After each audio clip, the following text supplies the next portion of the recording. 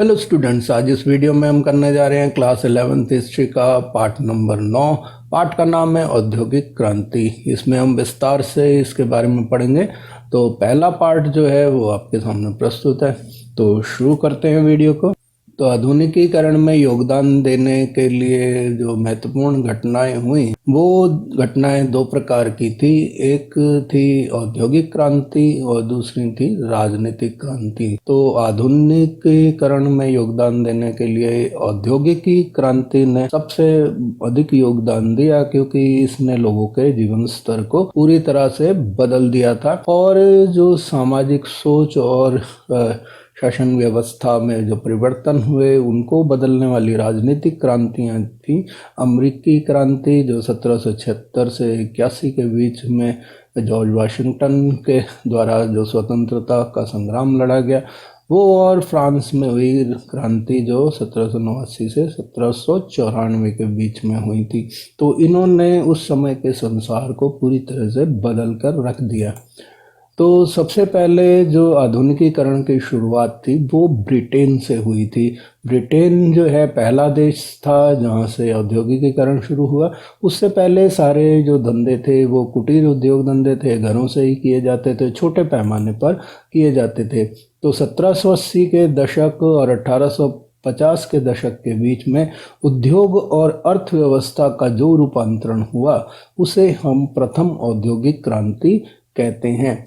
तो औद्योगिकीकरण को मशीनों और नई तकनीकों से संभव बनाया गया, यानी कि नई नई मशीनें लाई गई और नई नई टेक्नोलॉजी से उत्पादन को बढ़ाने का प्रयास किया गया और साथ ही साथ उत्पादों को श्रेष्ठ बनाने की भी कोशिश की गई। तो हस्तशिल्प और हथकरघा उद्योगों की तुलना में इससे भारी मात्रा में उत्पादन संभव हुआ, क्योंकि हाथ से जो काम किया जाता था वो बहुत ही कम हो पाता था और उससे उत्पादन इतना नहीं हो पाता था कि बढ़ती हुई जनसंख्या को ज़रूरतों को पूरा किया जा सके। साथ ही साथ ये भी था कि हाथ से उत्पादन करने में पर्सन टू पर्सन, यानी कि व्यक्ति से व्यक्ति में उसकी जो क्वालिटी होती थी उसके अंदर अंतर होता था। अच्छा कारीगर अच्छे उत्पाद बना पाता था, जबकि जो कम बेहतर कारीगर होता था वो उतने अच्छे उत्पाद नहीं बना पाता था और इसमें समय भी काफ़ी लगता था। तो लेकिन जबकि मशीनें जो है वो एक ही तरह के उत्पाद बनाती थी, उनमें क्वालिटी जो है एक ही प्रकार की रहती थी और वो अधिक उत्पाद बना पाती थी, इसलिए वो उत्पाद सस्ते भी पड़ते थे। तो उत्पाद सस्ते पड़ने और अधिक मात्रा में उत्पाद होने के कारण हस्तशिल्प और हथकरघा उद्योग जो है धीरे धीरे खत्म होने लग गए। ब्रिटेन में औद्योगिकीकरण ने अन्य देशों के लिए भी आदर्श स्थापित किया और ब्रिटेन के अंदर होने वाले इन परिवर्तनों को अन्य देशों ने भी ग्रहण किया और अपने यहाँ भी आधुनिकीकरण के प्रयास में औद्योगिकीकरण को अपनाना उन्होंने शुरू कर दिया था। तो प्रत्येक देश ने दूसरे देश के अनुभवों से बहुत कुछ सीखा और उन्होंने स्वयं के विवेक से भी इसको आगे बढ़ाया, यानी कि अंधी नकल नहीं करी बल्कि एक दूसरे से सीखा और साथ ही साथ अपने जो खुद के प्रयास थे उनको भी जोड़कर अपने अपने तरीके से अपने अपने भौगोलिक और वहाँ की जो भी व्यवस्था थी, जिस प्रकार के वहाँ पर ज़रूरतें थी उनके हिसाब से अपने उद्योग धंधों को आगे बढ़ाया। औद्योगिकीकरण को बढ़ावा देने के लिए जिस चीज़ ने सबसे बड़ा योगदान दिया वो था शक्ति के नए स्रोत के रूप में भाप की खोज।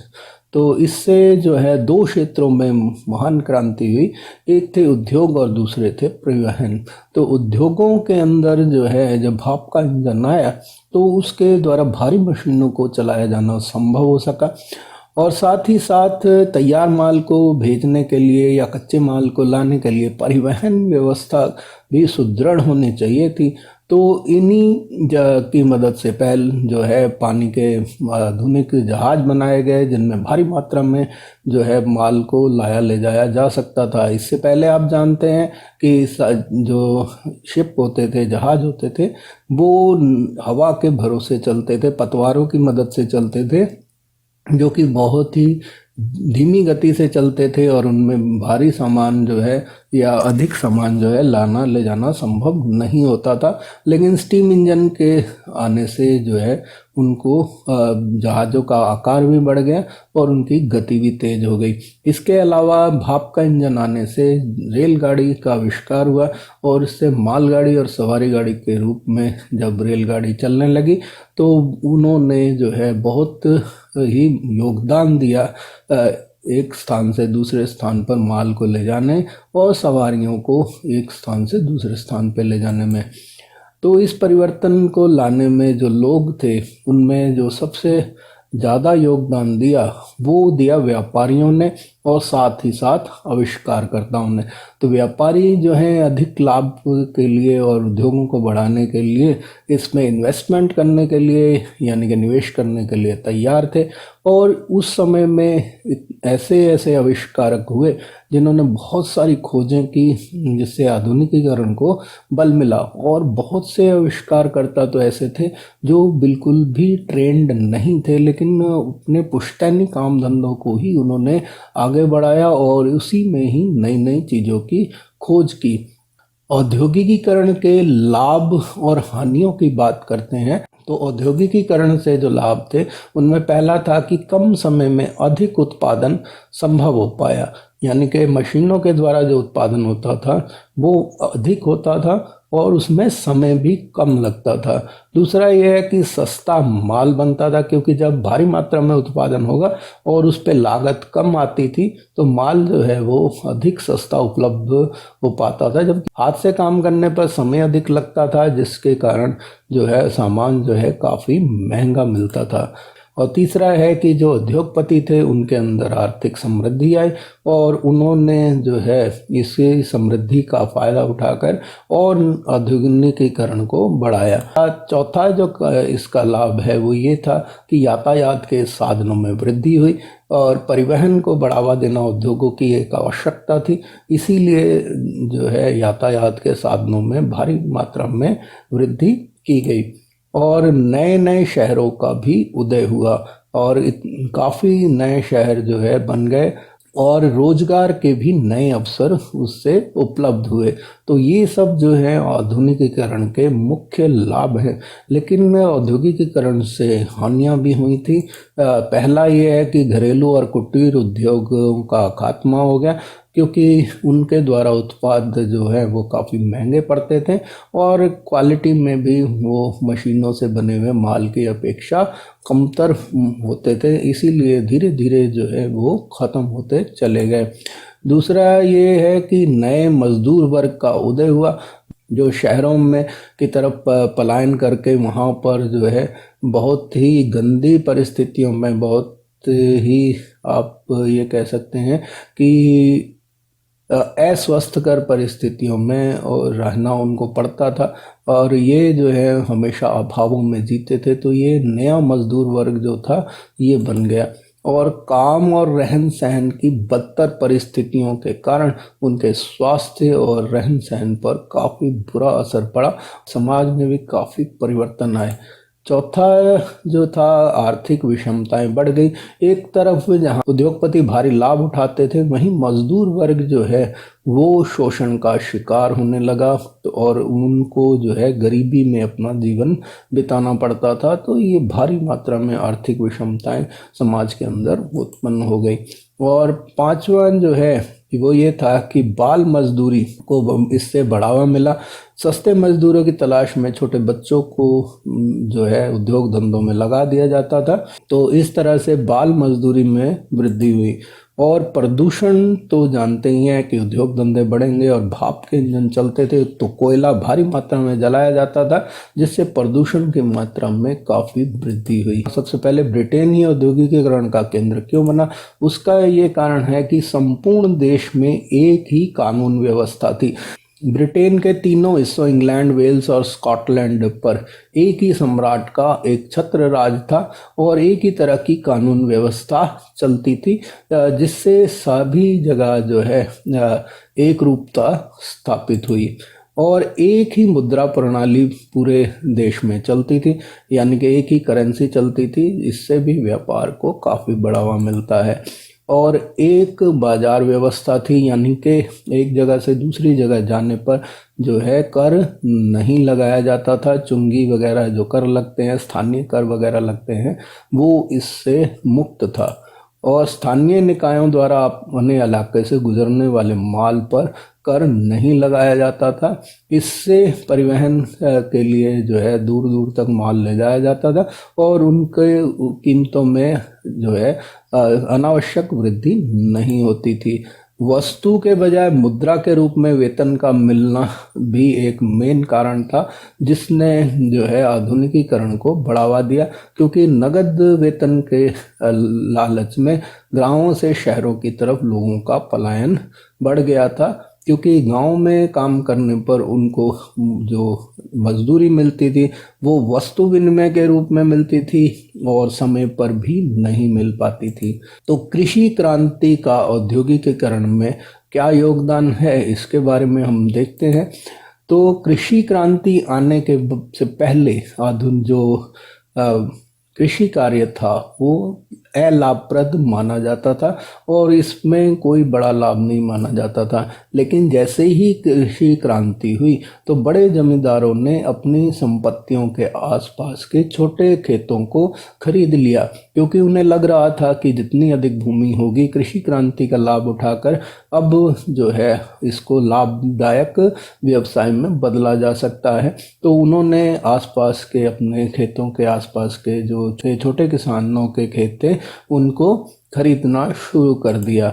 इससे क्या लाभ हुआ कि कृषि के उत्पादन में वृद्धि हुई, क्योंकि जो है बड़े बड़े खेत होने से कृषि उत्पादन में वृद्धि हुई और कृषि के उत्पादों में वृद्धि होने से औद्योगिकीकरण में भी योगदान दिया, क्योंकि अब कच्चा माल जो है कम दरों पर उपलब्ध होने लगा और भारी मात्रा में भी उपलब्ध होने लगा। साथ ही साथ ये भी हुआ कि छोटे जो किसान थे उनकी जमीनों को जब अधिग्रहित कर लिया गया बड़ी जमींदारों द्वारा, तो किसान जो हैं वो भूमिहीन हो गए। अब उनके पास दो ही विकल्प बचे थे, या तो वो कृषि मजदूर बन के बड़े किसानों के यहाँ, बड़े जमींदारों के यहाँ काम करें, या शहरों की ओर पलायन कर जाएं।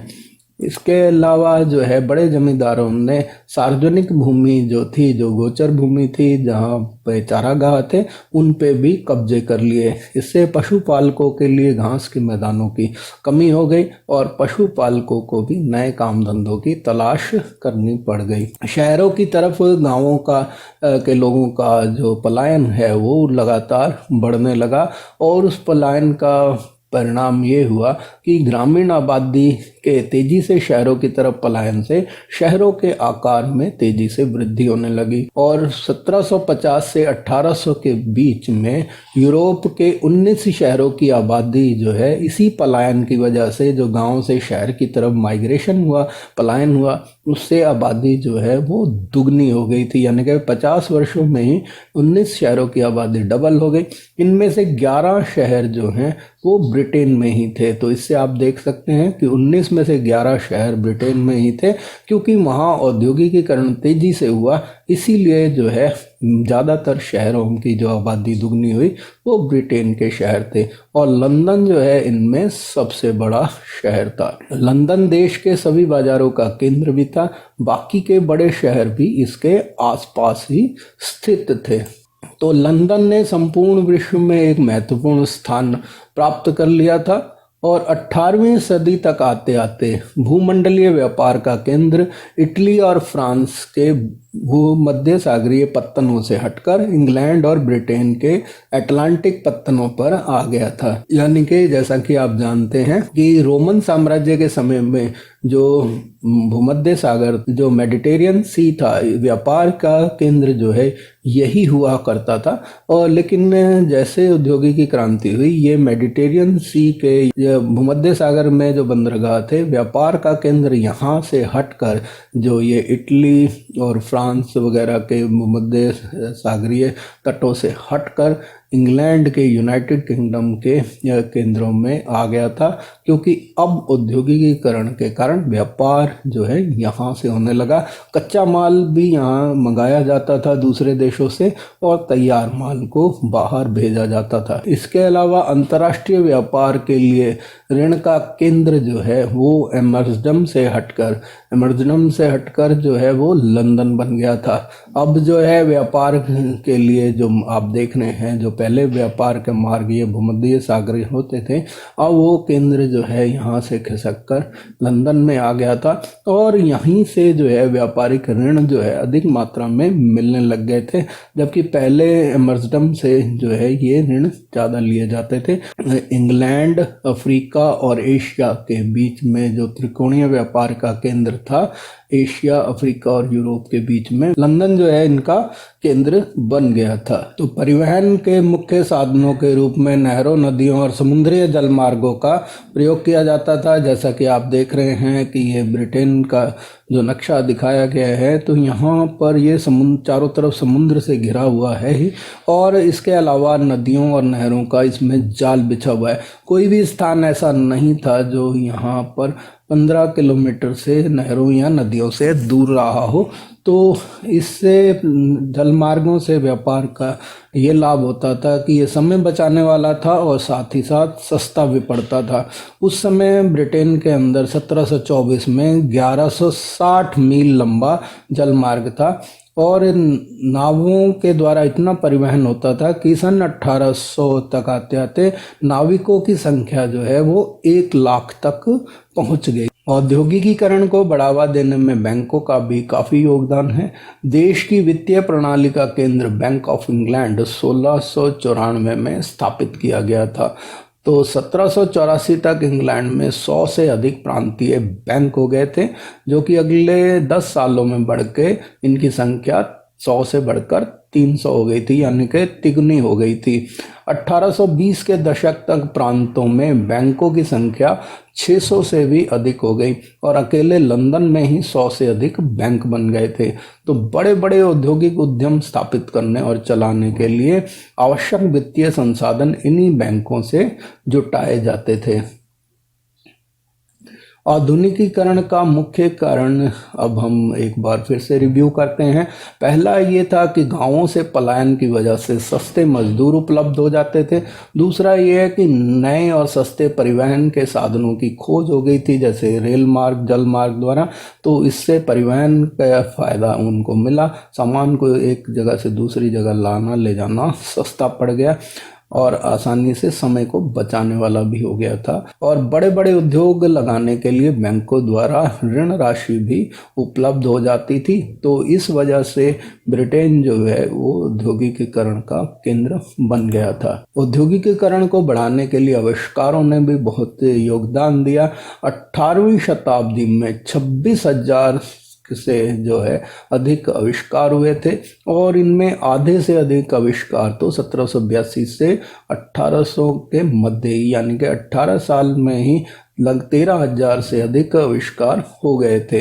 इसमें जो मेन बातें थी वो ये थी कि लौह उद्योग था, यानी कि आयरन जो इंडस्ट्री थी उसका रूपांतरण हो गया। नए नए तरीके से लोहा बनाया जाने लगा, क्योंकि मशीनों को बनाने के लिए और स्ट्रक्चर्स को बनाने के लिए लोहे की आवश्यकता होती थी। रेल मार्गों की शुरुआत हो गई, जगह जगह पर रेल मार्ग बनाए जाने लगे। अब नहरों के बजाय रेल द्वारा व्यापार यातायात, रेल को यातायात के साधनों के रूप में अपनाया जाने लगा और नए नए रेल मार्ग बिछाए जाने लगे। कपास की कटाई और बुआई का काम तेज हो गया और भाप की शक्ति का भी उपयोग अब होने लगा, जिससे भारी मशीनें चलाना और जैसा कि हम पहले पढ़ चुके हैं कि रेल और पानी के जहाज जो है वो बड़े बड़े बनाना संभव हो पाया।